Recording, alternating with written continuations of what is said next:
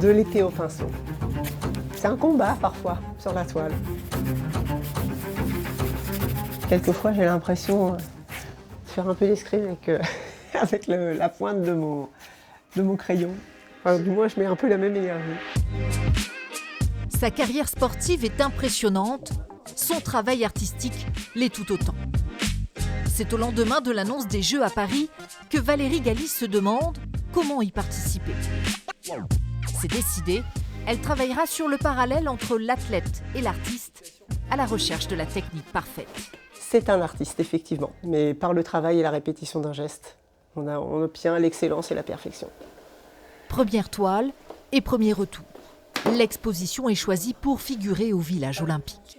J'ai préparé cette exposition de peinture comme une olympiade, comme une sportive de haut niveau. J'ai appris plein de choses durant cette carrière et je les retranscris dans ma peinture avec la même exigence, le même engagement.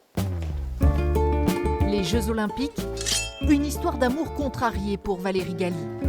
Pionnière dans sa discipline, 2 fois vice-championne du monde par équipe, à l'apogée de sa carrière, l'épée d'âme ne figure pas aux Jeux olympiques.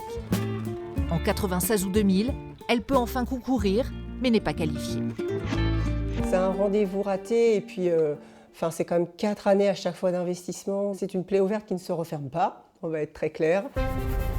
Pourtant, le 22 mai prochain, l'athlète participera enfin aux Jeux en tant que porteuse de flamme pour la Dordogne. Lorsque j'ai su que j'allais porter cette flamme olympique, je vais être honnête avec vous, j'ai pleuré. Je ne vais pas dire que ça remplace une médaille, c'est pas vrai, mais c'est un peu la récompense finalement de toute une carrière à la fois de sportive, de maître d'armes, de prof de PS. Valérie Galli, qui devrait savourer chaque seconde de son rendez-vous olympique.